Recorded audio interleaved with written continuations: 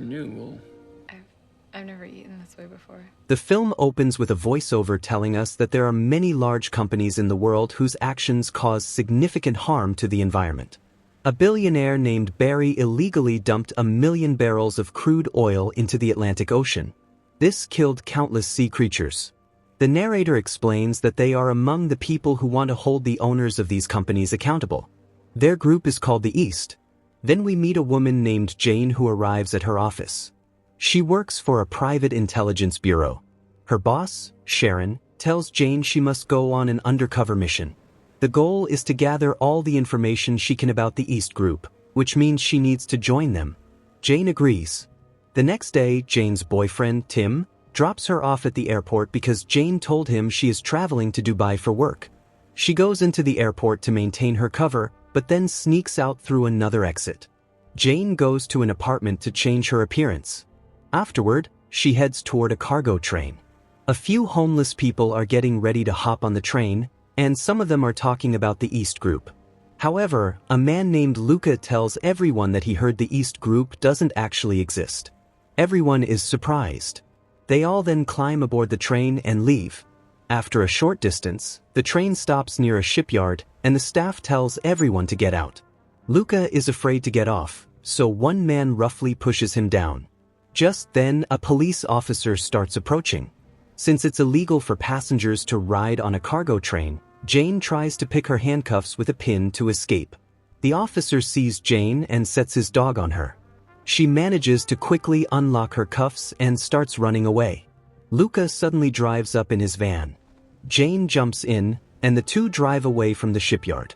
On the road, Luca begins pulling food out of a dumpster. Jane spots a compass in his van that is set to point east. She realizes that the East Group is real.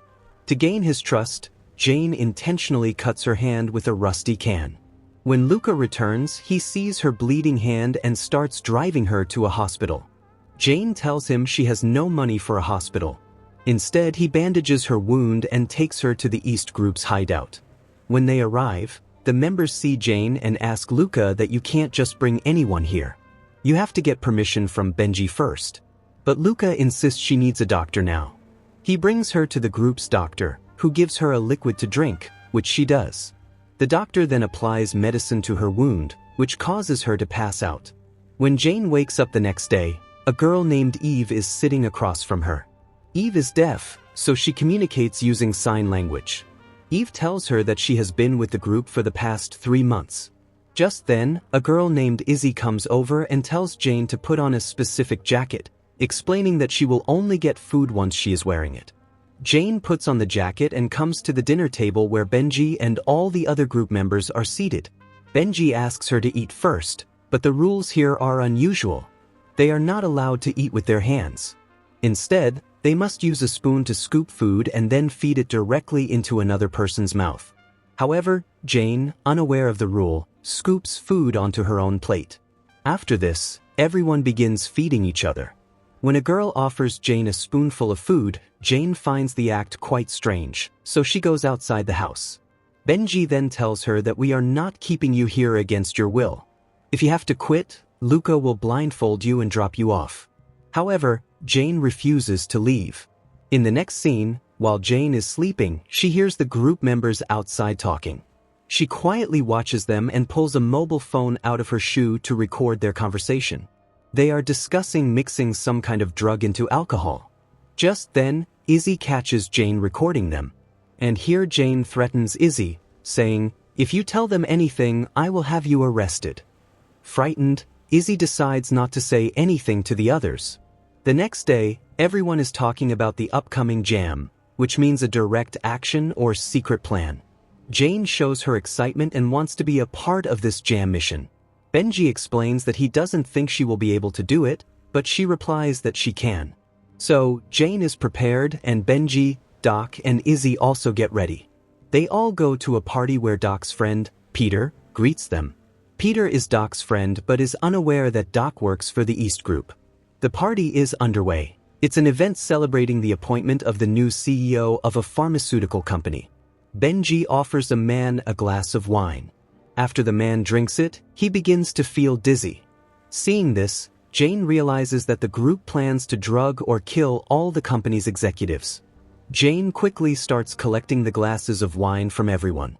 But the owner, Paige, and the CEO, McAvey, still have their glasses, and a few other people with them drink the wine. Jane is immediately distraught. After completing their mission, all the members of the East return to their hideout. On the way, Jane asks Doc what they did to those people. Doc explains that his sister once got sick, and he gave her medicine made by Paige's company. Within 1 month, that medicine caused his sister's brain damage, and she died. Doc says, the companies only care about making money and don't care if their customers die. As a revenge, we gave the company executives a liquid overdose of the drug they make. Jane is shocked by this confession. Once they arrive back at the hideout, they post a video on YouTube announcing that Paige's company sells fake medicine. The video quickly goes viral. The next morning, everyone is watching the news. Paige is addressing the public, claiming that while the East Group did mix a drug into their wine, they had it tested. It turned out to be just a liquid form of their own medicine. She concludes that this proves that even if someone takes an overdose of their drug, it won't cause any harm. Therefore, people can feel safe taking their medicine. The East members are devastated because their plan has backfired on them. Because of this failure, Benji says, let's take a break and go our separate ways for a few days. We will see each other again. Jane returns to her home. The following day, she goes into the office and tells Sharon and the others that she has identified 2 members, Benji and Doc, though these are not their real names. She also tells them that the group communicates with other groups using a secret web network. Everyone is thrilled with this information. Afterward, Jane goes home. While watching the news, she sees a video of Paige saying, "I've been feeling really strange lately. I don't look like myself in the mirror. I think there is a problem with the pills we are making." This video from Paige triggers an official investigation into her company. Jane is upset by the video and immediately goes back to the group's hideout. Everyone there is celebrating because their mission was successful after all. Jane pretends to join the celebration. In the next scene, everyone prepares for their next jam.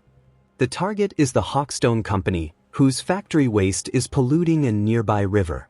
This pollution has made life incredibly difficult for the poor people living along the riverbanks. They are too poor to move and are being forced to stay there.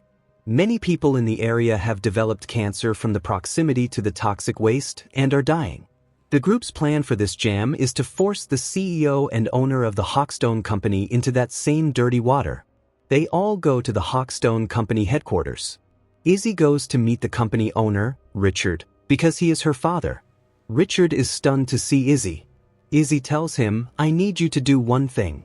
You must stop pouring that pollution from the factory into the river." Richard immediately refuses. Izzy then uses an injection to knock him unconscious and starts screaming for help. Doc rushes in to assist her. Afterward, the group members abduct Richard and the company's CEO and bring them to the river. While filming a video, they order the 2 men to step into the dirty water. The CEO says, "I am ready to confess to my crime. I was aware that our company was polluting the river." Despite his confession, they still start forcing the CEO into the river. However, Richard, the owner, walks into the dirty water himself and tells Izzy, "I apologize for everything. Please, I just want you to come back." Izzy immediately tells him to get out of the water. Just then, the police arrive. The group members are forced to run away, but Izzy is shot. They rush her back to the hideout, where Doc begins treating her. However, when Doc tries to cut into the wound to remove the bullet, his hand is shaking. Jane takes over the procedure, with Doc giving her instructions. Following his directions, she successfully removes the bullet. Everyone is relieved and happy, but in the very next moment, their happiness turns to sorrow. Because they lack adequate medical tools and supplies, poor Izzy passes away. Everyone is deeply saddened. They hold a small funeral for Izzy. This tragic event affects Jane deeply, as she has grown close to the group during her time undercover. Jane returns to her office. She shows Sharon and the others the video of Richard and the CEO at the river and explains that this was their second jam, which has not yet been uploaded to YouTube. She states that the group has one final jam remaining and they must stop them before it happens. Everyone is excited by this news. The next day, Jane goes back to the group and tells Benji that they should end the group, saying this is why Izzy died. It could hurt more people soon. Benji replies, "We have one final act to perform. I can't let the group break up until this is done, so you have to assist me." Reluctantly, Jane agrees to participate in the final mission. For the jam, Benji takes Jane somewhere in a car. On the way, Jane falls asleep. When she wakes up, she looks out the car window and sees the courtyard of her own intelligence bureau. She instantly panicked and asked Benji, "For how much time have you known I am a spy?" Benji replies, "I knew it before you even became part of our group." He explains that before she arrived at the location of one of their previous jams, he found photos of undercover agents from her bureau, and her picture was among them. Benji says, "Just Luca and I knew the truth. We waited because we knew you would come here eventually." Benji then hands Jane the phone she had hidden in her shoe and demands the information on all the undercover agents so he can reveal their identities to the world. Jane immediately asks why he thinks she would hand over those details. Benji confidently replies that based on her character, he is certain she will agree to help him and instructs her to go now, saying he will remain there and wait for her return. Jane enters the bureau. Sharon is busy in a meeting, so Jane tells Sharon's assistant to go tell Sharon that she needs to speak with her urgently. The assistant leaves. Meanwhile, the FBI agents arrive near the East's hideout. Doc spots them. He quickly puts everyone inside a secret base built beneath the hideout, seals the entrance, and covers it with objects to conceal it. Inside the bureau, Jane accesses the server, extracts the details of all the undercover agents, and takes pictures of their files with her mobile phone. Just then, Sharon walks in and immediately asks why the matter was so important that Jane couldn't wait until her meeting was over. Jane quickly informs her that the group is now performing their last major mission. However, Sharon assures Jane that she should not be concerned because they have already set up the FBI to raid the group's location. Jane immediately looked worried, which made Sharon suspicious. Sharon asked her sharply, "Why do you suddenly care about those low-class people?" Jane responded by picking up an apple that someone had thrown away, saying, "They are actually better than us because they truly appreciate the value of things." She then eats the apple and starts to leave. Sharon watches her, growing suspicious. At the hideout, the FBI doesn't find anyone but captures Doc and takes him away. Meanwhile, a group member informs Benji that the police raid has ruined everything. Benji is distraught. Just as Jane is about to leave the bureau, the guards stop her and take her phone. She panics. Benji immediately drives up to the gate in his car. She gets in and they speed away. Benji asked Jane if she had managed to get the information he needed. She confirmed that she did get the details, but unfortunately, they took her phone, which visibly made Benji very angry. The two drive toward the city limits. Benji says they can both leave the city and escape, but Jane tells him that she can't go with him and she wants to stay here.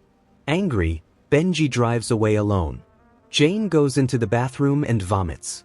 She reveals that she had cleverly removed her phone's memory card and swallowed it in a small container to keep Sharon from finding it. In the final scene of the movie, Jane meets with all the undercover agents and asks them to join her. She wants them to help her expose the truth about the powerful companies to the world. They all agree to support her. Together, they gather confidential details about many major corporations. They then upload all this sensitive information to the internet, which causes several large companies to shut down. And here the movie ends.